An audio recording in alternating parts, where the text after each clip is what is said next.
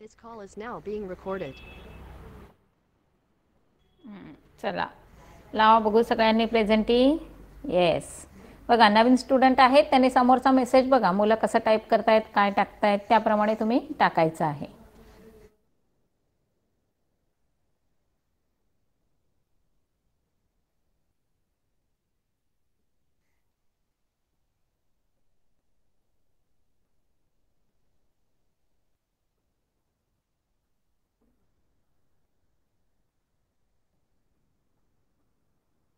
Very good.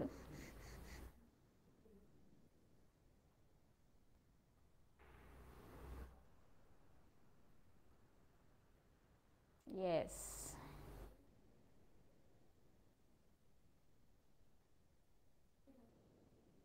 Good. चला झालं, सगळ्यांचं झालं. Presenty finish. चला आपण स्टार्ट करूया. ओके. येस येस येस, चला स्टार्ट करूया.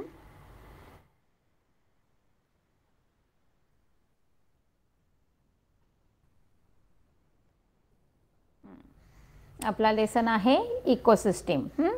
तर लास्ट लेक्चर मला असं वाटतं हां एंड आपण इथेच केला होता. येस, आणि मी तुम्हाला होमवर्क दिलेला होता. हां, मुलांना थोडासा आळस करताय होमवर्कच्या बाबतीत. मला होमवर्क मिळालाच पाहिजे.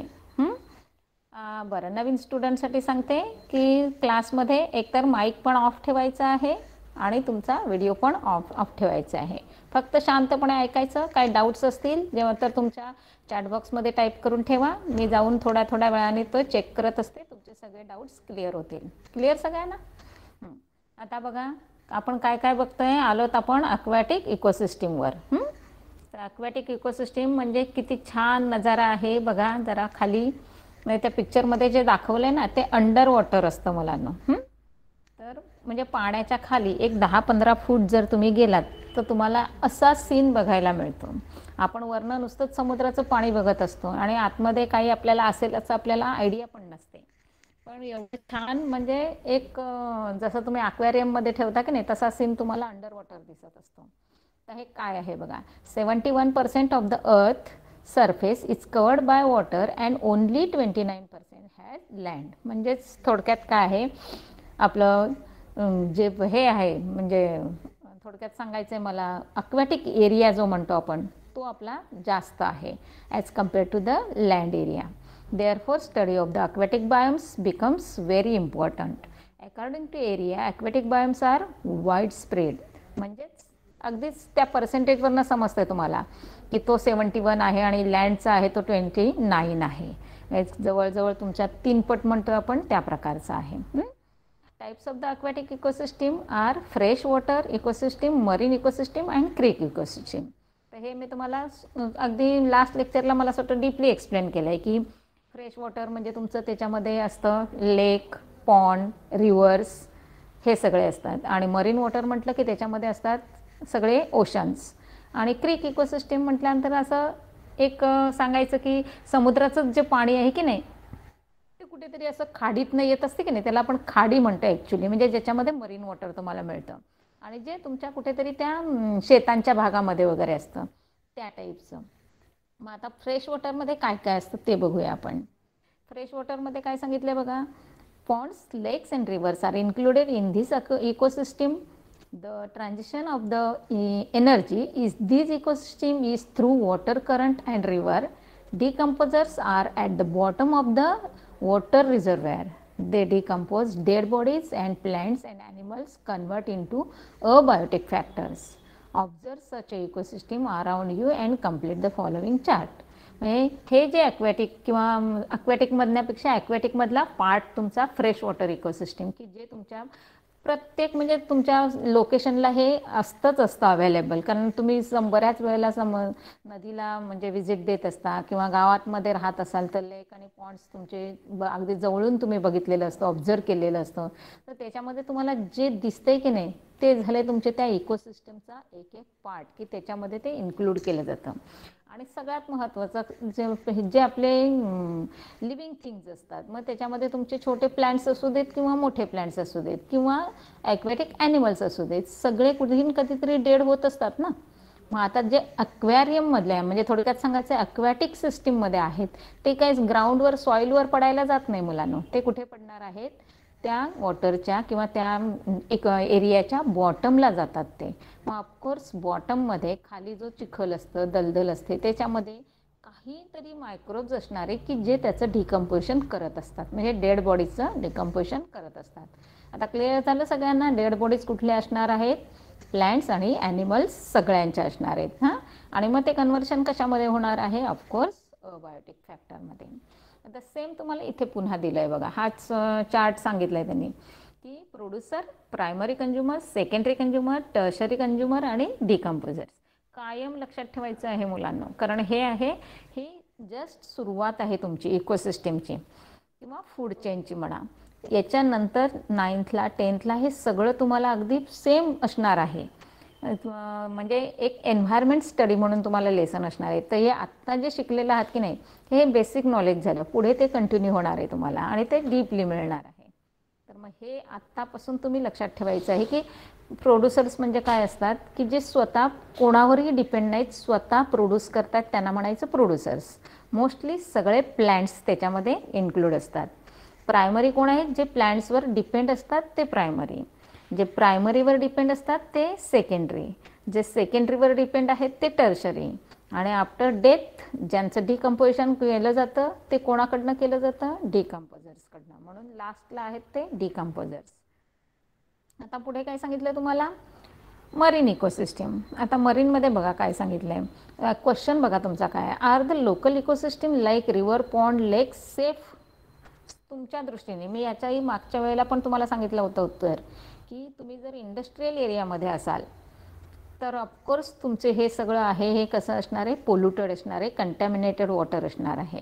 पण जर तुम्ही अगदीच खूप छान असं निसर्गरम्य गावामध्ये म्हणजे जंगलात डोंगरात कुठेतरी राहत असाल तर ऑफकोर्स तुमच्या आजूबाजूला असणाऱ्या जे काही हे ॲक्वॅटिक इकोसिस्टम आहेत ना, एकदम क्लिअर असणार आहेत, क्लीन असणार आहेत. आणि त्याच्यामध्ये असणारे जे ॲक्वॅटिक ॲनिमल्स आहेत ते पण म्हणजे एकदम फ्रेश असणार आहेत. Clear?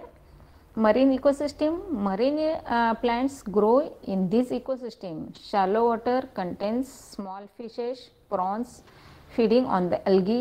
The central part of this cells has less number of aquatic living system, organism, large fishes and secondary consumers.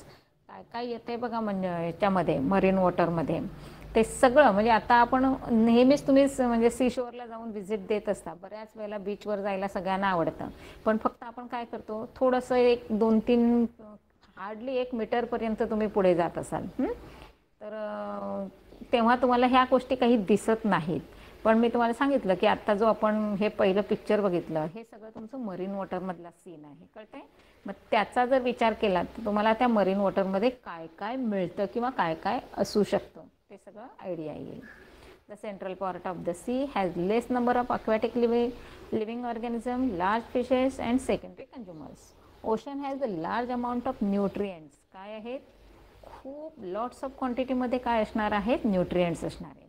The bottom of the ocean has more number of decomposers. आणि same पुन्हा की बॉटमला काय असणार आहेत? Decomposers असणार आहेत.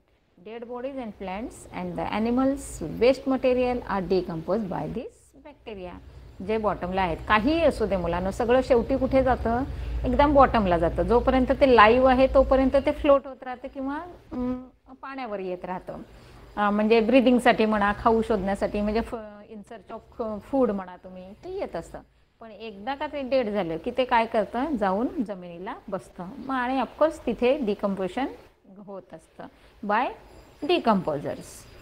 नंतरचं आहे तुमचं diminish of the ecosystem due to the human interference. आता ह्युमनचा इंटरफरन्स किती आहे? कारण आपण म्हणजे हे आहोत की आपण स्वतः फार ग्रेट आहोत ना तसे, त्यामुळे प्रत्येक गोष्टीमध्ये आपला इंटरफेअर फार मोठा असतो आणि तो कधी पॉझिटिव्ह असतो तर कधी निगेटिव्ह असतो. बघा आता इथे तुम्हाला काय सांगितलं आहे बघा.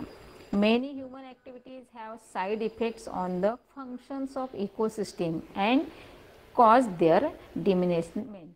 एक्झाम्पल काय दिलं आहे बघा, mining and excessive cutting of tree changes the use of land and the interaction between the biotic and abiotic factors are also affected.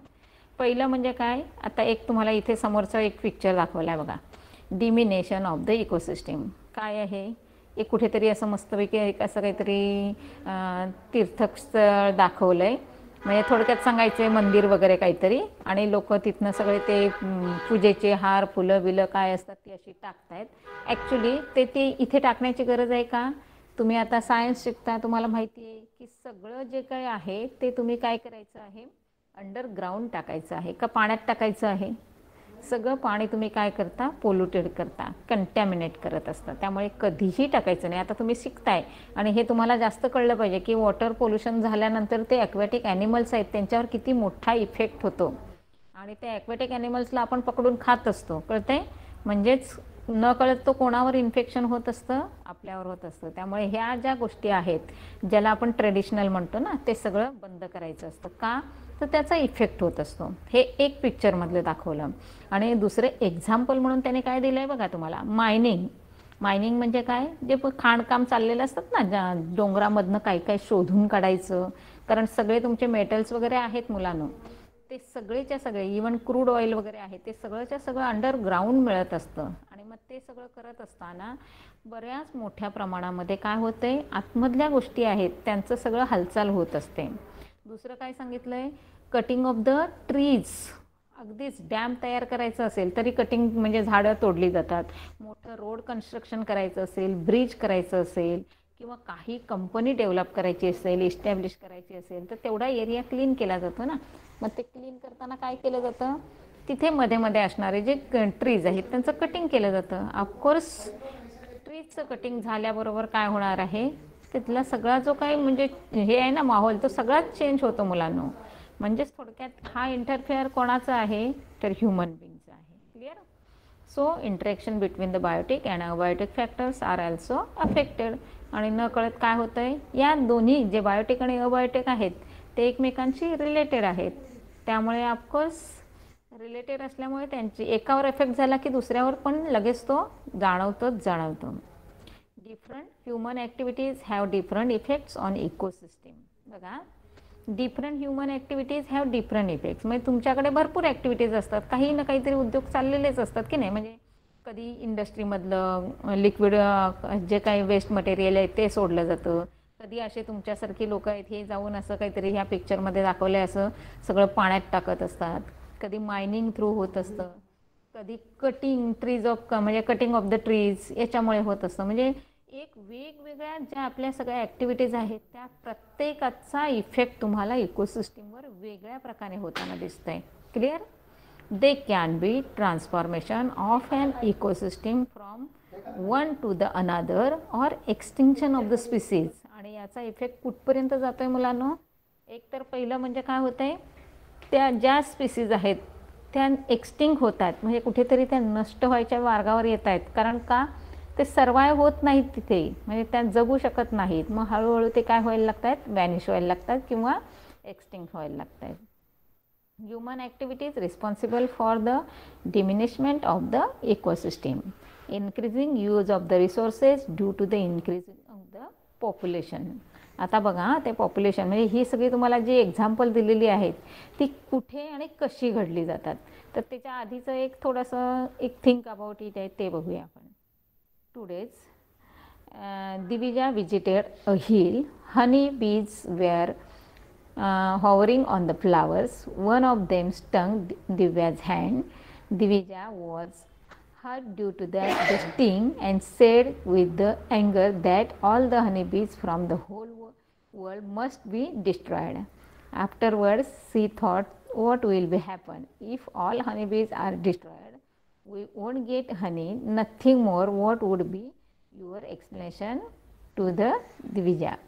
हां, एक छान उदाहरण दिलं आहे. तुम्हाला सगळ्यांना ते माहिती असणार आहे की एक मधाचं पोळं असेल, त्यातली एखाद्या माशीने जर तुम्हाला बाईट केलं तर तुम्हाला एक्सपिरियन्स नसेल तर किंवा एखाद्याला असेल तर सगळं फिलिंग आठवतं की त्यांचं स्टिंग जे असतं ते पॉयझनस असतं मुलांना, बॅकसाईडला असतं. आणि ते कधी जर त्यांनी स्टिंग मारला तुम्हाला तर ते काय करतं, त्याच्यामधलं जे ज्या वेळेला ते आपल्याला इंजेक्ट करतं की नाही, तेव्हा ते काहीतरी त्यातनं लिक्विड सोडतं आणि ते इतकं हॉरिबल असतं किंवा त्याचे पेन इतकं हॉरिबल असतात ना, की आपल्याला असं वाटते की ही जातच नष्ट झाली पाहिजे. पण इमॅजिन करा, जर हनीबीजसारखी जर एखादी बी म्हणजे ती जातच किंवा ती स्पीसीज वॅनिश झाली, एक्सटिंक्ट झाली, तर काय होईल? आपल्याला कधीच नॅचरल सोर्स म्हणून जे आपल्याला हनी मिळतं की नाही, ते कधीच मिळणार नाही. विचार करा या गोष्टीवर. म्हणजे हे जे छोट्या छोट्या गोष्टी दिलेले जे काही आपल्याकडचे क्रिएचर्स आहेत, ते आपल्याला बरंच काही काही नॅचरल थिंग देत असतात. म्हणजे ॲक्च्युली जे हनी म्हणतो आपण, ते मेडिसिनच्या दृष्टीने म्हणजे खूप इफेक्टिव्ह आहे. मग आता ते केमिकली किंवा आर्टिफिशियली तयार केलं जाऊ शकतं मुलांनो, पण जे हनीबीजमुळे जो नॅचरल सोर्स आहे तो कंप्लीट जाईल ना, जर त्या एक्सटिंक्ट झाल्या तर. म्हणजेच कोणतीही गोष्ट वॅनिश होऊन चालत नाही, कळतंय? जे निसर्गामध्ये आहे त्याला प्रत्येकाला तिथे सर्वाइव्ह झालंच पाहिजे, प्रत्येकाला तिथे टिकून ठेवता आलंच पाहिजे, कळतंय? आता नेक्स्ट काय बघू, अजून कोणाला काही डाऊट्स आहेत का? एकदा बघते मी. समजतंय सगळ्यांना?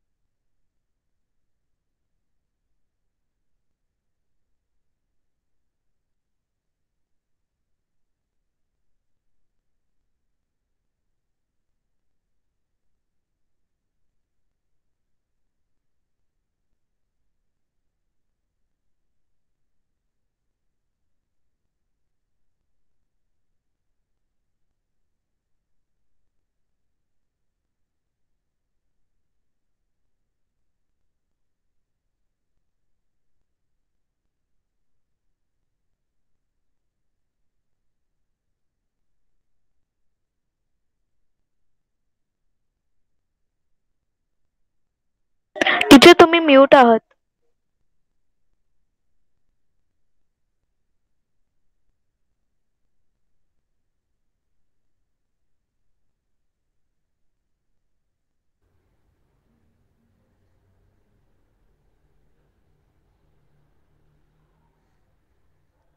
झालं? आता आवाज येतो clear? Yes yes, okay, thank you. Okay okay, ठीक आहे.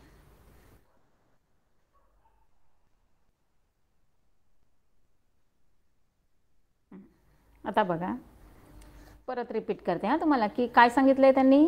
Increasing use of the resources due to the increase population. Humans are the consumers in the ecosystem. म्हणजेच ह्या इकोसिस्टीममधला ह्युमन बिंग हा एक मोठा पार्ट झाला मुलांनो, जे कंझ्युमर म्हणून आहेत. Ecosystem can provide basic needs in the normal conditions. काय सांगितलं? Ecosystem can be provided basic needs in the normal conditions. तर पहिलं मला सांगा, आपल्या बेसिक नीड्स काय आहेत माहिती आहे सगळ्यांना? Food, shelter and cloth. ह्या काय झाल्या आपल्या बेसिक नीड्स. तर पहिलं मला सांगा, जर आपल्या बेसिक नीड्स अगदीच म्हणजे अगदीच फार छोट्या आहेत मुलांनो, की ज्या निसर्गामधनं आपल्या पूर्णपणे सगळ्यांच्या कंप्लीट होऊ शकतात, पण आपण तेवढ्यावर नाही थांबत आहोत. आपण काय करतोय, सगळ्या गोष्टी एक्स्ट्रा घेत असतो. क्लिअर सगळ्यांना? मग आता एक्स्ट्रामध्ये काय आहे, तर पहिलं हे बघा, but due to the increase population man kept on snatching natural resources on the large scale. पहिलं झालं आहे काय, एक एक्झाम्पल नुसतं तुम्हाला सांगते, की तुमच्याकडे एक फार्म आहे, शेत आहे, म्हणजे ते आता तुमच्या पॅरेंट्सचं आहे, पण तुम्ही मात्र एक 4 जणं असणार आहात ना, तुमचे भावंड. मग ते एक फार्म आहे, त्याच्यामध्ये काय ग्रोथ होणार आहे का? नाही होणार आहे, की नाही? मग ते फार्म किंवा तुमचं फील्ड आहे ते तेवढंच राहणार आहे, पण त्याचे आफ्टर युअर पॅरेंट्स काय होणार आहेत, ते सगळे पार्ट्स म्हणजे 4 मुलांकडे ते डिवाईड होणार ना, एकच तुमचं फील्ड आहे ते. मग ऑफकोर्स तुमच्या वाट्याला काय येणार आहे? कमी येणार आहे, की नाही? आता नंतर तुमची चौघांची पुन्हा फॅमिली वाढणार आहे, म्हणजेच पुन्हा तुमच्या वाट्याला आलेलं जे एखादं शेत असतं त्याच्यामध्ये काहीच वाढ होत नाही आहे मुलांनो, पण तुमचं पॉप्युलेशन ग्रोथ मात्र कंटिन्युअस चालू आहे ना. हां, म्हणजेच ह्या सगळ्या गोष्टी आहेत, की लँड आपलं आहे हे आहे तेवढंच राहतं आहे, पण तुमच्या जे काही फॅमिली मेंबर्स तुमच्याकडे डे बाय डे इन्क्रीज होत जातात, की नाही? हां, मग ते इन्क्रीज होत जात आहे, तेव्हा त्यांचं जे काही म्हणजे भरणपोषण किंवा त्यांचं जे काही न्यूट्रिशन होणं गरजेचं आहे ते होत नाही आहे मुलांनो. समजतंय? म्हणजे ॲक्च्युली तुम्ही म्हणाल की कशी लँड कमी पडते आणि कसं पॉप्युलेशन ग्रोथ जास्त आहे तो. मग तेच आहे की पहिली गोष्ट काय होतं आहे, मॅन केप्ट स्नॅचिंग. मग काय होतं आहे, आपल्या सगळ्या ज्या रिक्वायरमेंट्स आहेत ते पूर्ण करण्यासाठी आपण पुन्हा कुठे जातो आहे, निसर्गाकडे जात असतो. कळतं आहे? आणि natural resources on the large scale. Changing lifestyle demands more than the necessary that has increased stress on the ecosystem and has generated vast amount of the waste. Of course काय होतं आहे, लाईफस्टाईल चेंज झाली आहे. कशी change झाली आहे सांगते बघा तुम्हाला. आता तुम्हाला फूड, शेल्टर आणि क्लोथ याचं एक्झॅक्ट मिनिंग सांगते बघा. फूड म्हणजे तुम्हाला जगण्यासाठी दिवसभरातनं मुलांना 3 वेळा खावं लागतं आहे. कळतं आहे? हां, मग ते फूड झालं तुमचं. शेल्टर, राहायला फक्त नुसतं तुम्हाला ऊन, वारा, थंडीपासून स्वतःचं संरक्षण करण्यासाठी तुम्हाला घर लागतं. आणि क्लोथ्स, पुन्हा ऑफकोर्स काय झालं, तुमचं जे काही वातावरणामध्ये किंवा स्वतःचं संरक्षण करण्यासाठी, प्रोटेक्शन करण्यासाठी क्लोथ्स लागतात. कारण आता आपण आदिमानव नाही राहिलो. हां, आता आपण थोडेसे हेच म्हणजे शाणे झालो, त्यामुळे आपल्याला क्लोथची गरज आहे आणि ते बेसिक नीड्समध्ये येतं आहे आपल्या. पण तुमच्याकडे एकच क्लोथ असतो का? लग्नाला जायला वेगळा असतो, शाळेला जायला वेगळा असतो, घरात घालायला वेगळा असतो, कुठे गावाला फिरायला जायला वेगळा असतो. असतो की नाही? हां, म्हणजेच काय झालं की ॲक्च्युली आपली गरज काय आहे, फक्त तुमचं स्वतःचं प्रोटेक्शन करण्यासाठी तुम्हाला गरज असते ती क्लोथ्सची असते. पण आपल्याकडे व्हरायटी ऑफ क्लोथ्स असतात, एकेकाचं कपाट भरलेलं असेल की नाही. हां, म्हणजेच हे एक एक्झाम्पल झालं मुलांना. अशा बऱ्याच गोष्टी आहेत. आता शेल्टर म्हटल्यानंतर फक्त एक नुसतं घर पाहिजे तुम्हाला 4 भिंतींचं आणि त्याच्यामधनं तुम्हाला म्हणजे एक फक्त झोपायला, व्यवस्थित राहायला वगैरे एक बऱ्यापैकी घर. पण त्या घरामध्ये तुमच्या आत्ता सध्या बघा जा तुम्ही काय काय भरून ठेवलेलं आहे, ज्याला आपण चैनीच्या वस्तू म्हणतो. टी व्ही गरजेची गोष्ट नाही आहे मुलांनो. घरातलं फर्निचर गरजेची गोष्ट नाही आहे. समजते? हां, मग नको एवढ्या गोष्टी आपण भरून ठेवल्यात की नाही. हां, मग हे सगळं काय केलं आहे आपण, त्याला त्यांनी नाव दिलेलं आहे की लाईफस्टाईल चेंज झाली आहे तुमची. आणि ऑफकोर्स तुमच्या डिमांड्स आहेत त्या कशा झाल्या, मोर अँड मोर झाल्या दॅन द नेसेसरी. गरजेपेक्षा अवास्तव तुमच्या प्रत्येकाच्या मागण्या आहेत, त्या मात्र निसर्ग पूर्ण करू शकत नाही. आणि त्यामुळे काय होतं आहे, हा सगळा इफेक्ट आहे तो होत असतो. क्लिअर सगळ्यांना? that has increased stress on the ecosystem and has generated vast amount of the waste. आणि ऑफकोर्स काय झालं, इन्क्रीज झालं ते आणि मग सगळं ते वेस्ट व्हायला लागलं आहे. दुसरं काय सांगितलं बघा, अर्बनायझेशन. आपला इंडिया किंवा आपला भारत देश आपण म्हणतो शेतीप्रधान देश आहे आणि आपण सगळे आहोत ते गावामध्ये राहत असतो मोस्टली. पण आता काय झालं आहे माहिती आहे, आता आपण गावामध्ये फार कमी राहतो आणि आपण शहरामध्ये जातो किंवा गावामध्येच तुमचं शहरीकरण झाल्यासारखं फील आहे बघा. गावामधला सीन कसा असतो माहिती आहे, संध्याकाळ झाली की छानसं छोटंसं एखादं घर असतं, त्याच्या मागे कुठे गोठा असतो, त्याच्या मागे कुठेतरी एरिया असतो जिथे मस्तपैकी म्हणजे बसायला वगैरे झाडं असतात. खूप छान असं निसर्गाच्या सानिध्यामध्ये तुमचं घर असतं. एखादं गावातलं चित्र म्हणजे इमॅजिन करायचं म्हटलं ना की असं चित्र दाखवतात. पण आता तुमच्या गावामध्ये पण बिल्डिंग उभ्या झाल्यात आणि सगळा जो काही लूक आला आहे ना, तो असा सिटिझन लूक आला आहे बघा. म्हणजे त्याला म्हणून त्याला नाव दिलं अर्बनायझेशन. म्हणजे लोक गावात कमी आणि शहराकडे जास्त पळत आहेत. याचा अर्थ काय करतायत, ते शेती करत नाहीत, ते नोकरी करण्यासाठी कामाधंद्यानिमित्त बाहेर जात असतात. क्लिअर? आता त्याचा इफेक्ट काय झाला आहे बघा. Due to the continuous process of the urbanisation, more and more agriculture lands, marshlands, wastelands, forest and grasslands are being destroyed for the buildings. काय झालं, जमिनी विकल्या आणि तिथे मोठ्या मोठ्या बिल्डिंग तयार झाल्या, कॉलनीज तयार झाल्या ना, बघितलं असेल ना. किंवा कुठेतरी अजून काहीतरी वेगळेच प्रकार चालू झाले. आणि पूर्वी एका घरामध्ये खूप 10, 15, 20 माणसं एकत्र राहायची. आता नाही आहे तसं. एका घरामध्ये 4 माणसंच फक्त आणि मग प्रत्येकाचं घर वेगळं. मग जागा नाही की गावातनं शेतावर जायचं आणि शेतावर घर बांधायचं. ज्या शेतातनं तुम्हाला वर्षाला छानपैकी उत्पन्न मिळत असतं त्या शेतामध्ये तुम्ही काय करता, तुमची बिल्डिंग उभी करता, जेणेकरून लाईफ टाईम तुमचं उत्पन्न बंद होतं आहे. क्लिअर होतं आहे सगळ्यांना? and other basic facilities around us. As a result of this human interference, ecosystem either change or get completely destroyed. काय झालं? ऑफकोर्स सगळं चेंज झालं. आता तुम्हाला समजत असेल की एक फील्ड म्हटल्यानंतर मी तुम्हाला सांगितलं होतं की एक फील्ड घेतलं तुम्ही, शेत एक घेतलं तरी ती एक छोटी इकोसिस्टीम तयार होते. का? तर शेतामध्ये बायोटिक आणि अबायोटिक फॅक्टर सगळेच आले आणि शेत म्हटल्यानंतर त्याच्यावर प्लॅन्ट्स आले, प्लॅन्ट्सवर जगणारे तुमचे ग्रॉसहॉपर्स आले, फ्रॉग आले, स्नेक आले, अशी आणि त्यांच्यावर जगणारे पुन्हा बाकीचे आले. अशी खूप मोठी एक इकोसिस्टीम तयार होते. पण तिथेच जर तुमचं घर तयार झालं, बिल्डिंग तयार झाली, तर सगळी इकोसिस्टीम गेली की नाही, स्पॉईल होऊन जातं आहे. म्हणजेच हा एक आहे अर्बनायझेशनचा effect. As the result of this human interference ecosystem either change or get completely destroyed. Next आहे industrialisation and traffic. Raw materials required for the industrialization are obtained by the destroying forest. This result is destruction of the forest. एक पहिला आहे, industry करायची असेल किंवा establish करायची असेल तर गावापासून दूरच करावी लागते. तो रूल आहे की गावापासून 8 किलोमीटर कमीत कमी लांब तुमची इंडस्ट्री तुम्ही इस्टॅब्लिश करू शकता, जेणेकरून त्याच्यापासून जे काही पॉयझनस गॅस वगैरे बाहेर पडतील तर ते गावाला त्याचा काही पोल्युशन नाही झालं पाहिजे किंवा त्रास नाही झाला पाहिजे. म्हणजे ऑफकोर्स कुठे जाणार आहोत ते आपण आपल्या जंगलाकडे किंवा शेतांकडे जाणार. नेक्स्ट आहे ट्रॅफिकचं. त्याने एक्झाम्पल सांगितले. का? तर सपोज ब्रिज वगैरे तयार होत असतात, रोड्स जात असतात. हल्ली आपलं म्हणतात ना, गावामध्ये सगळीकडे रोड कन्स्ट्रक्शन सगळं करतायत की नाही. म्हणजे थोडक्यात काय आहे, आपण थोडंसं डेव्हलपमेंट करत आहे. म्हणजे गावातनं पूर्वी जो सीन होता तसा तुम्हाला बघायला नाही मिळणार. इवन छोट्या सिटी आहेत त्या मोठ्या अशा सुपर सिटी किंवा स्मार्ट सिटी म्हणून ओळखायला लागल्या आहेत. म्हणजे त्यांच्यामध्ये पण डेव्हलपमेंट झाल्या की नाही. म्हणजे हळूहळू सगळं डेव्हलप करताना आपण थोडंसं न कळत कुठेतरी काय करतो आहे, सगळं आपलं जे काय आहे ना, नेचर ज्याला म्हणतो ते स्पॉईल करतो आहे. आणि नेचर स्पॉईल करतो याचा अर्थ आपण इकोसिस्टीम सगळी स्पॉईल करतो आहे, डिस्टर्ब करतो आहे. क्लिअर आहे ना?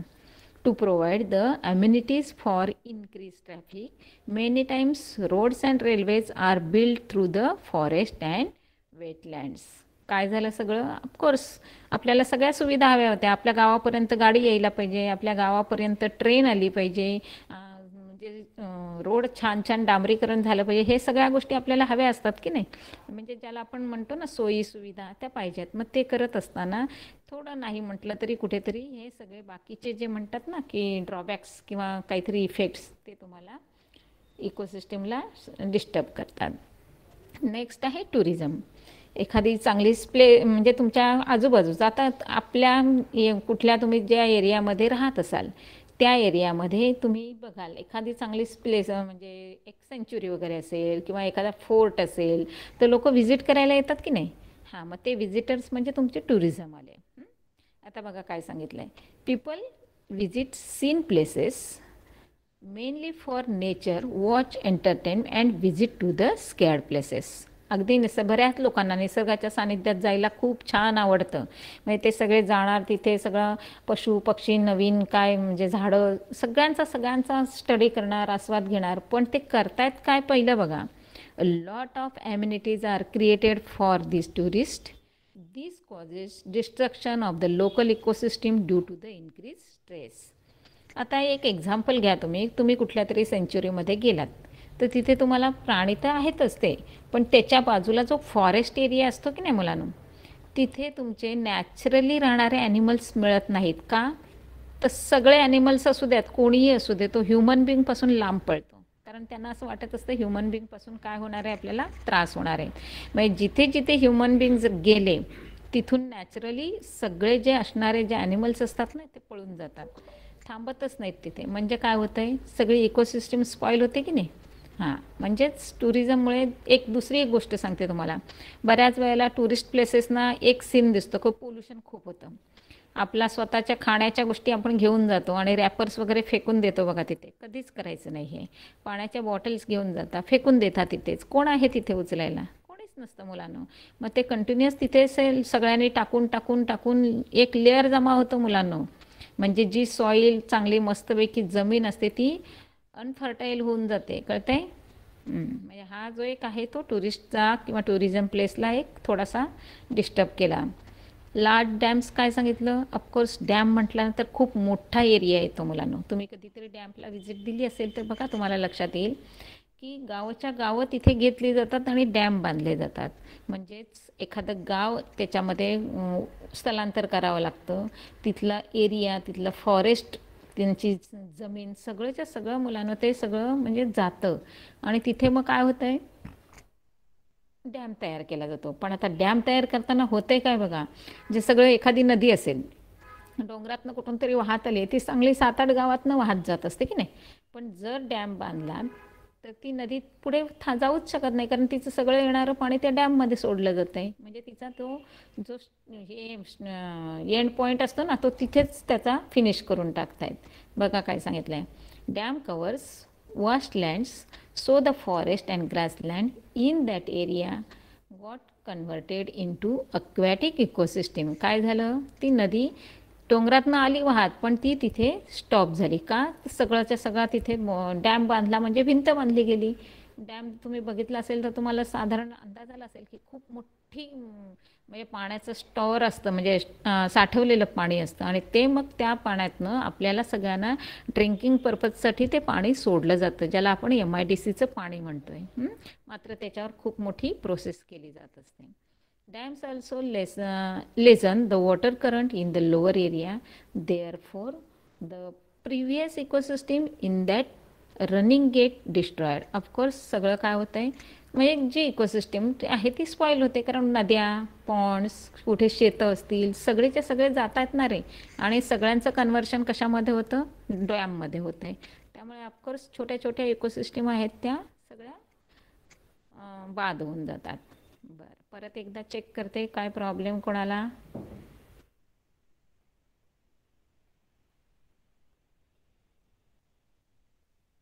काय डाऊट्स आहेत मुलांनो? काय टीचर आता लेसन घेतलं होतं तर कोणत्या ह्याचा होता? हॅलो, तुम्ही आता जर हां लेसन सांगितलं होतं तो कोणत्या स्तराचा होता? हां, कोणत्या स्टँडर्डचा होता? इकोसिस्टीम कोणत्या स्टँडर्डचा होता टीचर तो? 8 स्टँडर्डचा.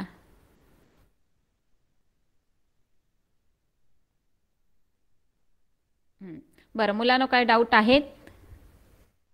नो. क्लिअर? हां, माईक ऑफ कर, माईक ऑफ. येस, काय जे तुम्हाला सांगायचं आहे ते चॅट बॉक्समध्ये टाकायचं आहे. हां, अजिबात कोणीही माईक ऑन करायचं नाही. हां, ते एकदा हे सांगितलं ना, ते व्हेरी म्हणजे महत्त्वाचं होतं, नाही तर ते मला समजलं नसतं. हां, तर एकानेच कोणीतरी, आणि ते आमचे जुने स्टुडंट करतील मुलांनो. ओके ओके, चला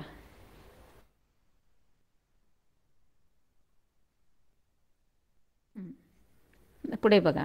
आता काय सांगितलंय, वॉर्स. आता ह्याच्यामध्ये काय आहे बघा. पहिलं, आता आपण आपला हा शेवटचा टॉपिक चालला आहे, त्यामुळे थोडंसं आपण ते जे तुमचे यूज युअर ब्रेन पॉवर आहे ना, त्याच्यातले क्वेश्चन बघूया. Which biotic factors get affected due to the dam. आता मी तुम्हाला डॅमच्या बद्दल बरंच सांगितलं की नाही. मग आता मला थोडंसं कोणी सांगितलं तर जास्त बेटर होईल, पण आता तुम्हाला माईक ऑन करायचा म्हटला की नका सांगू, राहू द्या तुम्ही. हां, म्हणजे कोणते बायोटिक फॅक्टर्स अफेक्टेड असणार आहेत ड्यू टू डॅम. आणि दुसरा क्वेश्चन आहे तुमचं, what will be the effects of the biotic factor in the running water of the river. म्हणजेच या दोन्ही प्रश्नांची उत्तरं तुम्हाला आत्ता मी जे काही डॅमबद्दल सांगितलं की नाही, त्याच्या आतमध्ये तुम्हाला ते सगळं समजलं पाहिजे होतं किंवा मिळालं असेल कदाचित. तर बघूया, आता एकदा रिव्हिजन वगैरे घेईन तेव्हा मी बघतेच, पण आता हा एक टॉपिक आधी कव्हर करते. Last topic, Wars. Difference and the competition over land, water, mineral resources and some economic and the political reasons lead to the war among human races. Heavy bombing and the mine explosion are done in the wars. These are not only life-threatening but also change or destroy natural ecosystem. Wars म्हणजे थोडक्यात सांगायचं आहे मुलांना, हे सगळं काय आपलं चाललेलं असतं की नाही, म्हणजे मॅनमेड ज्याला म्हणायचं, की आपण स्वतः काहीतरी हे सगळं घडवून आणत असतो. त्या टाईपचा. आता सध्या डायरेक्टली असे तुम्हाला पूर्वीचे तुमचे जे काही तुम्ही म्हणत असाल ना, युद्ध चालत होती, अशा प्रकारची नाही चालत आहेत, म्हणजे तलवारबाजी नाही चालत आहे. पण मात्र आतल्या जे काही एकमेकांचं क्रॉस असतं की नाही, त्याच्यातनं जे स्पॉईल करतो की नाही आपण ॲक्च्युली, ते इकोसिस्टमला खूप म्हणजे हानिकारक होते. कारण ह्या सगळ्या गोष्टी आहेत, ह्या आपण एक आपल्यामध्ये चाललेल्या असतात. पण त्याच्यामध्ये पहिला सगळ्यात म्हणजे डिस्ट्रॉय काय होत असेल तर आपलं सगळं नेचर डिस्ट्रॉय होत असतं. कारण साध्या साध्या गोष्टी आहेत बघा, एकमेकांनी कोणावर बॉम्ब टाकले तर काय होणार आहे, एकतर ह्युमन लाईफ तर जातच जातं, पण मुलांना त्याच्याबरोबर एक आहे की सगळा तिथलं काहीतरी लँडवर इफेक्ट होत असणार आहे, तिथल्या फॉरेस्टवर इफेक्ट होत असणार आहे, तिथलं जे वॉटर रिझर्वर आहे त्याच्यावर इफेक्ट होत असणार आहे की नाही. म्हणजे असे जे व्हेरियस टाईप्स ऑफ आपले इकोसिस्टमचे जे पार्ट्स आहेत की नाही, ते सगळेच्या सगळे काय होत असतात, डिस्ट्रॉय होत असतात. क्लिअर सगळ्यांना. आणि मागचं मी तुम्हाला शिकवलं होतं की हे सगळं जेव्हा डिस्ट्रॉय होत असतं तेव्हा न कळत कशावर इफेक्ट होतो पहिला, तर आपलं इकॉनॉमीवर म्हणजे हे इफेक्ट होत असतो. कारण हे सगळं पुन्हा करावं लागतं ना रे, त्याला दुरुस्त करणं, रिपेअर करणं, म्हणजे थोडक्यात पुन्हा नेहमीप्रमाणे रुटीन चालू करणं, ह्या सगळ्या गोष्टी असतातच ना. आणि मग हे करणारे कोण असतं, तर सध्या आपली जी काही डेमोक्रेसी आहे, त्यामुळे डेमोक्रेसीमध्ये आपल्या लोकांसाठी आपण जे काही आपले लीडर दिलेले असतात, आपण वोटिंग करून पाठवून, तेच त्यांच्यावर हे सगळं ताण पडत असतो की हे कसं मॅनेज करायचं, कसं हँडल करायचं, असं आहे ते.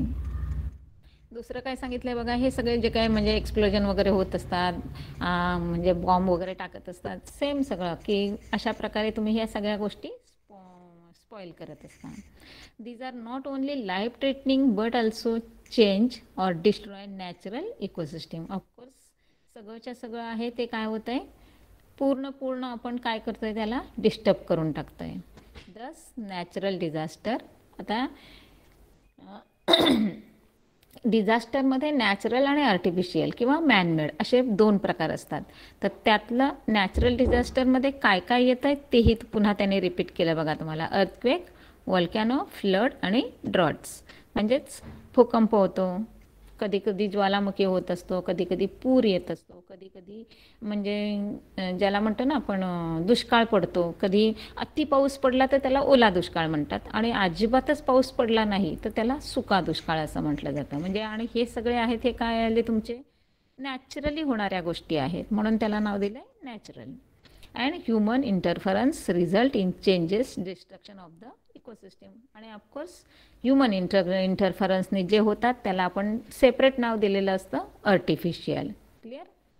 Natural ecosystem must be protected as they maintain balance in the biosphere. Of course एक म्हणजे नेक्स्ट तुम्हाला 9वी-10वीला एखादा म्हणजे हे समजेल की आत्ताच तुम्हाला सांगितलं बघा की तुमच्या ज्या बेसिक नीड्स आहेत त्या फुलफिल करण्यासाठी तुमच्याकडे निसर्गामधनं भरपूर गोष्टी आहेत की ज्या तुमच्या सगळ्या फुलफिल होऊ शकतात. पण तुमचं जे ग्रीडीनेस आहे की नाही, जे म्हणजे खेचून घेणं किंवा आपल्याला खूप असं हवं असं असणाऱ्या गोष्टी, त्या मात्र तुमचं नेचरकडनं फुलफिल होऊ शकत नाही. आणि मग त्यामुळे ते इम्बॅलन्स होतं आहे. म्हणजे तुमच्या डिमांड आणि नेचर हे इम्बॅलन्स होऊन जातं आहे, आणि मग त्याचा इफेक्ट कशावर होतो आहे, सगळा इकोसिस्टमवर होतं आहे. Natural ecosystem must be protected as they maintain balance in the biosphere. Biosphere किती झाले, कोणते सांगितले मी तुम्हाला, सगळं शिकवताना सगळ्या गोष्टी लक्षात ठेवायच्या. आणि एक सांगते बघा, आता तुम्ही ही जी तुमचा क्वेश्चन म्हणजे एक्सरसाइज असते की नाही, पहिलं लेसन वाचायचा खूप शांतपणे आणि मगच तुम्ही क्वेश्चन आन्सर लिहायला सुरुवात करायची आहे. कारण का, शिकवताना बऱ्याच गोष्टी समजलेल्या असतात, वाचून तुम्हाला पुन्हा त्याच्यातनं मेन पॉईंट्स कळतात, आणि वाचताना नेहमी काय करायचं, मेन पॉईंट्सला अंडरलाईन करायचं. म्हणजेच तुम्ही जेव्हा क्वेश्चन आन्सर लिहायला जाल तेव्हा तुम्हाला ऑफकोर्स तुमच्या ते आता हे सपोज एक्झाम्पल सांगते तुम्हाला की फिलअप्स आहेत, हे मॅच द पेअर आहेत, किंवा गिव्ह इन्फॉर्मेशन आहे, सायंटिफिक रिझन आहे, हे सगळे प्रश्न आहेत ना तुमच्या त्या लेसनमधले असतात. मग कोणत्या प्रश्नाचं उत्तर कोणत्या पॅरेग्राफमध्ये आहे हे तुम्हाला लगेच सापडतं. का, तर तुम्ही आत्ता जस्ट रीड केलेलं असतं, त्यामुळे तुमच्या डोक्यात असतं ते मुलांना, आणि मग लगेच आपण त्याला मार्किंग केल्यामुळे आपल्या लक्षात पण येतं, अरे हां इथे आपण मार्किंग केलं आहे, ह्या पॅरेग्राफमध्ये हे आहे. मग लगेच ती उत्तरं पण सापडतात. म्हणजे थोडक्यात काय होतं आहे, तुम्ही स्वतः सर्च करून आन्सर काढलं ना की जास्त तुम्हाला मजा येते अभ्यास करायला. आणि तुम्ही डायरेक्ट घेऊन डायरेक्ट नुसतं फक्त कारकुनकी केलीत ना मुलांना, तर फक्त तुमचं रिटर्न वर्क तुम्ही करता. थोडंसं काय होतं आहे, ते रेडीमेड मिळतं तुम्हाला. म्हणजे तुम्हाला जो थिंक करायचं असतं किंवा सर्च करायचं असतं ते होत नाही आहे. त्यामुळे तुम्ही लहान आहात अजून, तुमच्याकडे भरपूर वेळ पण आहे आणि एकतर सेमिस्टर सिस्टीम आहे. गेला मागचा सिलेबस तुमचा गायब झाला, आता तुम्ही 10व्या लेसनपासून करताय. म्हणजे मागच्या 9 लेसनला तुम्हाला लक्षातच नाही ठेवायचं आहे किंवा त्यांच्याकडे तुम्हाला आता रिवाईज पण नाही करायचं आहे. म्हटल्यानंतर तुम्ही हे जे आता तुमचे 10 लेसन आहेत त्याच्यावरच फुल्ली कॉन्सन्ट्रेट करायचं आहे. मग त्या 10 लेसनसाठी तुम्हाला तेवढा वेळ आहे भरपूर की तुम्ही ते करू शकता. स्लो करा. ते नेहमीचं आपलं वाक्य असतं ना, स्लो बट स्टेडी. तसं लेसन झाला, आज वाचा, अजून 2-3 दिवस, आपला 8 दिवसांनी वगैरे लेक्चर असतो, त्यामुळे 8 दिवस तुम्हाला मिळत असतात. थोडं थोडं करून तुम्ही तो स्वतः तयार करा, स्वतः तुमचा होमवर्क कंप्लीट करा. क्लिअर सगळ्यांना? इथे आपला लेसन संपला. आता हा 9th लेसन आहे, 19वाला. तो आपण नेक्स्ट आपला कधी लेक्चर असेल त्यावेळेला करूया. चला, आता काय कोणाला डाऊट्स आहेत का बघूया एकदा.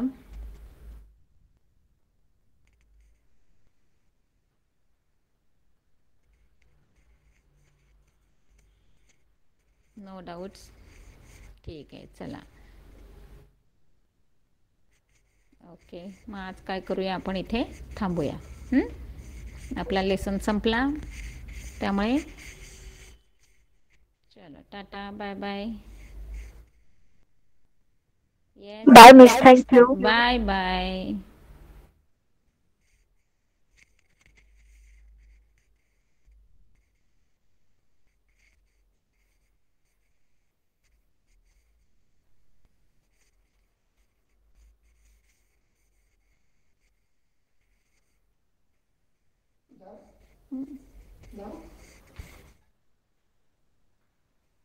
पकडला ते त्याला.